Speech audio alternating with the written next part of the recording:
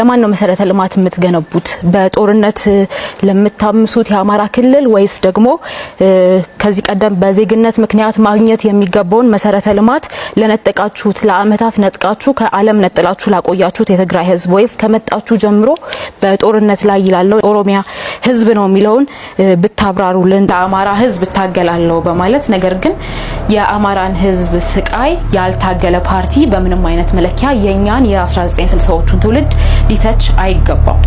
ፖኬት ኤሪያ ስትሉ በጠቀሳችኋቸው ቦታዎችና በኢትዮጵያ ሰሜናዊ ክፍል ላይም ደግሞ እንዲሁ ፖኬት ኤሪያ በምትሉት እናንተ ቦታ ላይ የሚኖረው ሰው ነው እንደኛ የሚተነፍስ የሚበላ የሚጠጣ ሰው ነው። በዛ ላይ ያለውን ሰው ፖኬት ኤሪያ ስለሆነ ብላችሁ ለቱሪዝሙ ያን ያህል ጉዳት አላደረሰም ያለው ጦርነት የምትሉ ከሆነ ለሀገርና ለህዝብ ያላችሁን ምልከታ የሚያሳይ ስለሆነ ህዝቡ አይቶ እንዲፈርድና በዛ ውስጥ ዲቴል ለመግባት አልፈልግም። እንዲሁም በተጨማሪም ሰሜናዊ የኢትዮጵያን ክፍልን በተመለከተ የተነሳው ሪማርክ ህዝብን የሚያቃልል እንደሆነ የተረዳ ነው። በተለይ የኢትዮጵያ ሰሜናዊ ክፍልና እንደዚህ አይነት ሪማርኮች እንዴት እንደታለፉ አላቅም። ነገር ግን በተለይ ህዝብ ተኮር ነኝ በሚል በተደጋጋሚ በሚዲያም ስትናገሩ ከነበራችሁት አንፃር ለህዝብ ያላችሁ ምልከታ ምን እንደሆነ የገለጣችሁበት እንደሆነ ለመናገር እወዳለሁ። መጀመሪያው ለብልጽግና ነው የማቀርበው።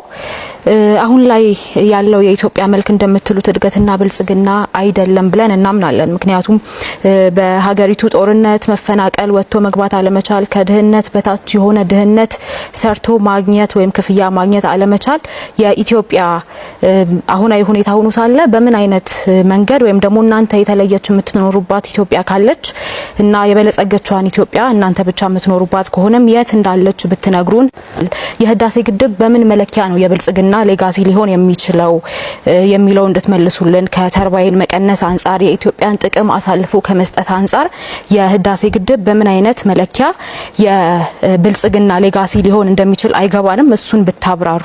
ቀደም የአመራር አባል የሆነ አንድ ሰው በመርካቶም ያሉ ሰዎች ዜጎች ቤታችንን አፍርሱልን የሚል ነገር እየተናገረ ነበር ብለዋል እያለ ነበር። እንዳላሉ እናውቃለን እኛ ህዝብ መሀል ስለምንኖር። ይሄ የፓርቲ አቋም ነው ወይስ ደግሞ ብትመረጡ ያልፈረሱ ቤቶችን ለማፍረስ ዜጎችን ለማፈናቀል ነው የምትመረጡት የሚለውን ነገር እንድትመልሱልን እንፈልጋለን። ስማርት ሲቲ ጋር በተገናኘ ለተነሳው ጥያቄ መሰረተ ልማት ሊቀድም ይገባል የሚል አለ። መሰረተ ልማትን እኛ ተቃውመን አናቅም። መሰረተ ልማት በእርግጥም ሊቀድም ይገባል። የእናንተ መሰረተ ልማት ዴፊኒሽን እና የኛ መሰረተ ልማት ዴፊኒሽን በጣም የተለያዩ ስለሆኑ ነው።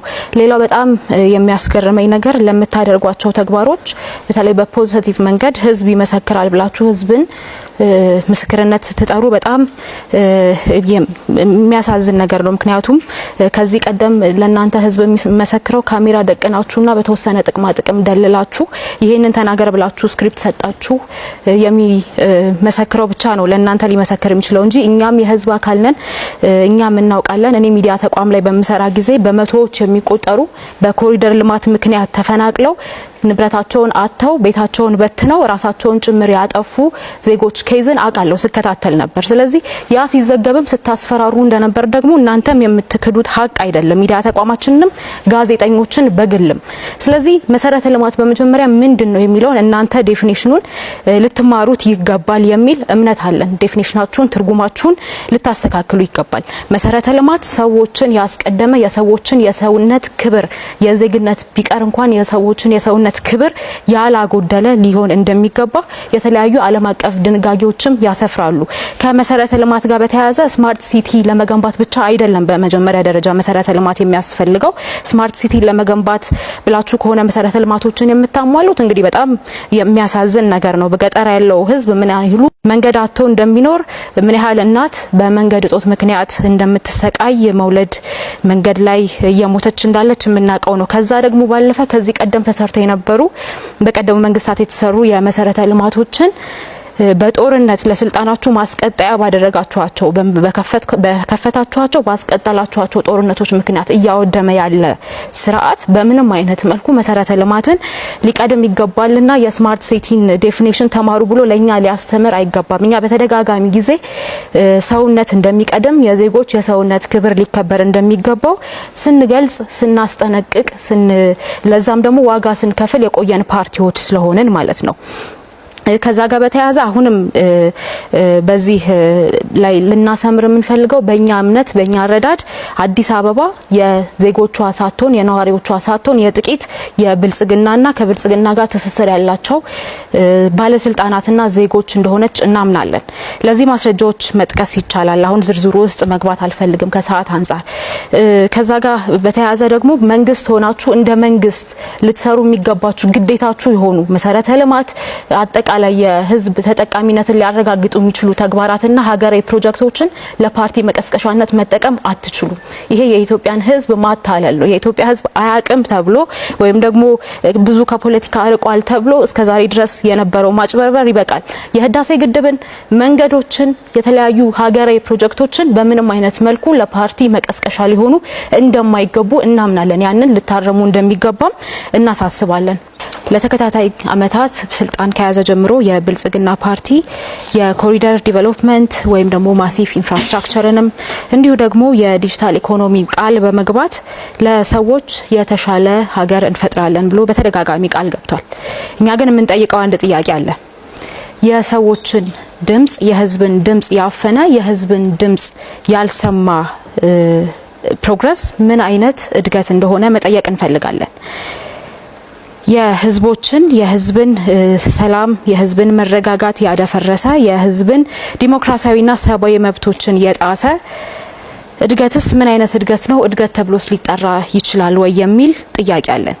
በተደጋጋሚ የኛም ፓርቲ እንዲሁም ደግሞ በትብብሩ አባል ፓርቲዎች ቢሮዎች ያጨናነቁት በኮሪደር ልማት ምክንያት ህይወታቸው የተዛባባቸው መኖር ያልቻሉ ካፈሩት ሀብት በጥቂት ቀናት ውስጥ እንዲለቁ እዛው ያሉ ቤታቸው የፈረሰባቸውና ባለባቸው የኢኮኖሚ ጫና ምክንያት ራሳቸውን ጭምር ያጠፉ ዜጎች ቤተሰቦች በተደጋጋሚ ቢሮዎቻችንን አጨናንቀውት ስለቆዩ እኛም የህዝቡ አካል ስለሆነን በአንድም በሌላም መልኩ ስለምናይ ስለምንሰማና በእኛም ላይ የሚደርስ ስለሆነ እውነታውን እናውቃለን። በተደጋጋሚም በሚዲያዎች ሲዘገብ የነበረ ቢሆንም ቅድም እንደተናገርኩት ይህ የዜጎች እውነት እንዳይሰማ ይህ የዜጎች እውነት እንዳይታፈን በእውነት ኢትዮጵያ የምንኖርባት ሀገር ምን አይነት ናት የሚለው እንዳይሰማ ሲደረግ ቆይቷል። እንደ ትብብር ለኢትዮጵያ አንድነት የሰውነትን ክብር የዜግነትን ክብር ያልጣሰ የመሰረተ ልማት እንዲሁም ደግሞ የአጠቃላይ የስልጣኔ ተግባራትን ማከናወን ያስፈልጋል ብለን እናምናለን። እኛ መንግስት ብንሆን ዜጎች የሰውነት ክብራቸው ተጠብቆ በመረጡት ባመኑበት መንገድ ከኛ ጋር በተቀናጀ መልኩ ምንም አይነት ቅሬታ ሳይኖራቸው ብንል እንኳን ብዙሃኑን በደንብ በሚያስደስትና በትክክልም የሀገርን ሉዓላዊነት የሀገርን ክብር የሀገርን ልማት በሚያስጠብቅ መልኩ የምናከናውናቸው ተግባራት እንደሚኖሩን ለማረጋገጥ እወዳለሁ። ይህንን ዛሬ አይደለም ቃል እየገባን ያለ ነው። ባለፉት አመታት በተደጋጋሚ እንደ ቅንጅትም እንደ ትብብር እንዲሁም ደግሞ የትብብሩ አባል ፓርቲዎች በተናጠል በመናወጣቸው መግለጫዎች በገለጽናቸው መንገዶችና በታገልንባቸው እውነቶች ያረጋገጥነው ሀቅ ነው። ስለዚህ ቃሉን ያልጠበቀውን በተደጋጋሚ ቃሉን ማፍረሱን ያረጋገጠውን ብልጽግናን አሊያም ደግሞ የህዝብን እውነት መናገር የህዝብን ሀቅ አደባባይ ማውጣት እንደ አክቲቪዝም የሚቆጥረውን ኢዜማን ወይስ በተደጋጋሚ ህዝብን አጋርነቱን የህዝብ አጋርነትን ሲያረጋግጥ የነበረ የዜጎች የሚያምኑበት ተአማኒ የሆነውንና የአመራሮቹም እንደ ግለሰብ ለዜጎች ድምጽ ሲሆኑ የቆዩበትን ሰውነታቸውን ያረሱ አመራሮች ያሉበትንና ፖለቲካን ከሰውነት ያላስቀደሙ አመራሮች እንዲሁም አባላት ያሉበትን ትብብር ለኢትዮጵያን ትመርጣላችሁ የሚለው ለእናንተ የሚወሰን እናንተ የምትወስኑት እውነት ነው። ነገር ግን እኛ እንላለን ክብርን፣ ሰውነትን፣ ዲሞክራሲያዊ ፊውቸርንና አጠቃላይ ትብብር ለኢትዮጵያ አንድነትንና የሚያረጋግጠውን ሰላም እንድትመርጡ እንጋብዛለን፣ እንጠይቃለን። እናንተም የምታደርጉት እውነት እንደሆነ እንረዳለን። ምክንያቱም ከዚህ ቀደም እንዳልኩት በተደጋጋሚ በተግባር ከህዝብ ጎን መቆማችንን በተግባር ለኢትዮጵያ የምንመጥን ዜጎች መሆናችንን ያሳየንና ከህዝብ ያልተነጠልን እውነታን ያልካድን እውነት ማውጣትን እንደ አክቲቪዝም የማንቆጥር ዜጎች ነን፣ ከዜግነታችን በላይ ደግሞ ሰዎች ነን። ያንን እናምናለን። ስለ እግራቸውን ሁለት ቦታ ይረገጡ ብለዋል። ኢህአፓን በስም በመጥራት ጭምር የት ጋር ሁለት ቦታ እንደረገጥን እንዳያችሁን በመረጃ የምንጠይቀው ነው። ይሄ የስነ ምግባር ህጉንም የሚጥስ ስለሆነ እንዴት ዝም እንዳላችሁትም አናውቅም። ይሄንን ደግሞ እኛም የምንከታተለው ጉዳይ እንደሚሆን ለማሳወቅ ወዳለሁ። ብራንዲንግ ሞዴሎቹ እንደየዘርፋቸው እንደሚለያይ ገልጬልሃለሁ። ለምሳሌ የሃይማኖታዊ ቅርሶች በሚሆኑበት ጊዜ የዛን ባህል፣ እምነት፣ ወግ የጠበቀ ስርዓቶችን ወይም ደግሞ ብራንዲንግ ሞዴል እንከተላለን። እንዲሁ ደግሞ አጠቃላይ ማህበረሰባዊ ትውፊት፣ ማህበረሰባዊ ወግ፣ እሴት፣ ባህል በሚሆኑበት ጊዜ ደግሞ ያንን ያማከለ ስርዓት ነው የምንከተለው። ነገር ግን በየትኛው መንገድ በየትኛውም ስልት የምንጠቀማቸው የብራንዲንግ ሞዴል ስልቶቻችን እንዳልኩ ሀገር፣ ባህል፣ እምነት፣ ወግ ጋር የተጣጣሙና ሀገር በቀል የሆኑ እሴቶች እንዲሁ ደግሞ በዓለም አቀፍ ደረጃ ሊያወዳድሩን የሚችሉ እንደሚሆኑ ነው የምንጠብቀው። ያ ነው በእቅዳችን ላይ ያለው። ከቅድም ከተነሱ ጥያቄዎች ደግሞ በምንድነው ተቃዋሚ ፓርቲዎች የሚለዩት በእነዚህ መስኮች የሚሉ ጥያቄዎች ተነስተዋል። እንግዲህ እኛ እንደ ትብብር ለኢትዮጵያ አንድነት ቅንጅት እንዲሁም ደግሞ እንደ ትብብሩ አባል ፓርቲዎችም በየግላችን ማለት ነው በዋናነት የምናከብራቸውና ሊጣሱ ይገባሉ ብለን የማናስባቸው መርሆች አሉ። ስለዚህ የምናደርገው የትኛውም መንግስታዊም ሆነ ፓርቲያዊ እንቅስቃሴ በነዛ ዘርፎች ነው የሚቃኘው። ከናንተ ወይም ደግሞ ከአጠቃላይ አሁን ገዢው ፓርቲም ሆነ ከሌሎቹ ይለየናል ብለን የምናስበው ምክንያታዊነት፣ በእኩልነት፣ በዘላቂነት እንዲሁ ደግሞ ዝቅተኛ የገቢ ደረጃ ላይ ያለውን ሰራተኛውን መብቶች በማረጋገጥ የዜግነት ክብርን ከዛም ደግሞ ከፍ ሲል የሰውነት ክብርን በማረጋገጥ ላይ መስኮቻችንን ወይም ደግሞ ዘርፎቻችንን በዛ ነው ቤዝ የምናደርገውና እነዚህ መርሆች የትኛውንም መርህ የትኛውንም ሲስተም ብንከተል የማንጥሳቸው ፕሪንሲፕሎች ናቸው። ስለዚህ በዛ እንለያለን ማለት ነው።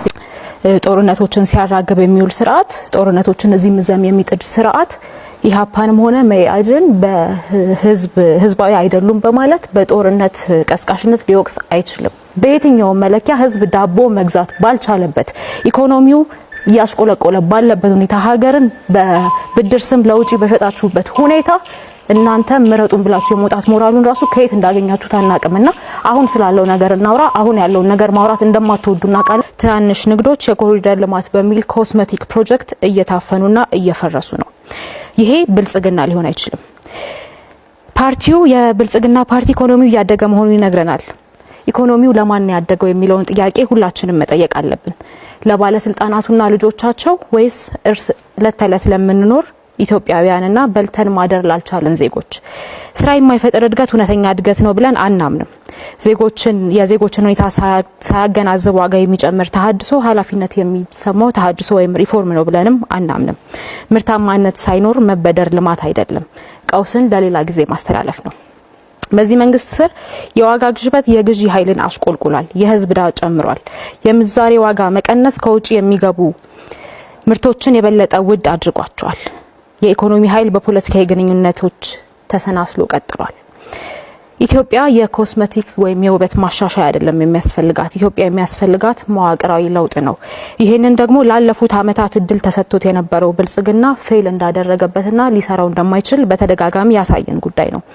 ስለዚህም ትብብር ለኢትዮጵያ አንድነት ያመጣው አማራጭ ሀሳብ በግብርና ዘመናዊነትና በኢንዱስትሪ ልማት ላይ የተመሰረተ ምርታማ ኢኮኖሚ፣ ለአነስተኛና መካከለኛ ኢንተርፕራይዞች እውነተኛ ድጋፍ መስጠት፣ ጥብቅ ያለ የፊስካል ዲስፕሊንና የጸረ ሙስና ማስፈጸሚያ ሁኔታዎች፣ ፍትሃዊ ውድድር እንጂ ጥቅመኛ ካፒታሊዝምን አለማስፋፋት፣ ሰራተኞችን፣ ገበሬዎችንና ወጣቶችን የሚጠብቅ የኢኮኖሚ ማሻሻያ ማድረግ እንደሆነ እናምናለን።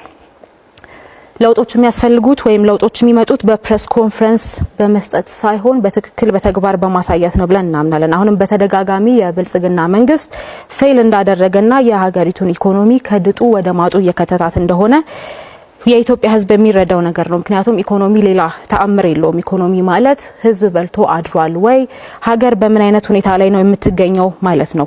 ቅድም እንደጠቀስኩት ውበት እኛን ወይም ደግሞ ሕዝብ ሊሸውዱ አይችሉም። የየዕለት እውነታችን በልቶ ማደር አለመቻል፣ ኪራይ አለመክፈል እንደሆነ የምንገነዘብን ነው የምናውቀው ሁኔታ ነው። ሕዝባችን ጠንካራ እንደሆነ እናምናለን። ወጣቶቻችንም በጣም ብቁ ናቸው። ገበሬዎቻችን በየትም አይነት መልኩ ታይቶ በማይታወቅ ሁኔታ ታታሪዎች እንደሆኑ እናምናለን። የሚያስፈልገው ምርታማነትን፣ ፍትሃዊነትንና መረጋጋትን ቅድሚያ የሚሰጥ አመራር ነው። ለዚህ ደግሞ ትብብር ለኢትዮጵያ አንድነት በተግባር አይነተኛ አማራጭ መሆኑን አሳይቷል። ምክንያቱም ከዚህ በፊት በተደጋጋሚ ከህዝብ ጎን መቆማችንን የትብብሩ አባል ፓርቲዎች ኢህአፓ፣ መኢአድና ሌሎች ፓርቲዎች በተደጋጋሚ በመግለጫ በተግባርም ስናሳይ የቆየነው ሁኔታ ነው። ኢትዮጵያ የሚያስፈልጋት ለብዙዎች የሚሰራ ኢኮኖሚ እንጂ ለጥቂቶች የሚሰራ ብልጽግና አይደለም። አመሰግናለሁ። የትብብር ለኢትዮጵያ አንድነት የምርጫ መወዳደሪያ ምልክት አውራጣት ነው። አውራጣት መተባበርን፣ አይዞህ ባይነትንና የማሸነፍ ምልክት እንደሆነ እንረዳለን። በኢትዮጵያዊ አብሮነት አብሮ ለመቀጠል ትብብር ለኢትዮጵያ አንድነትን ይምረጡ እንላለን። እናመሰግናለን።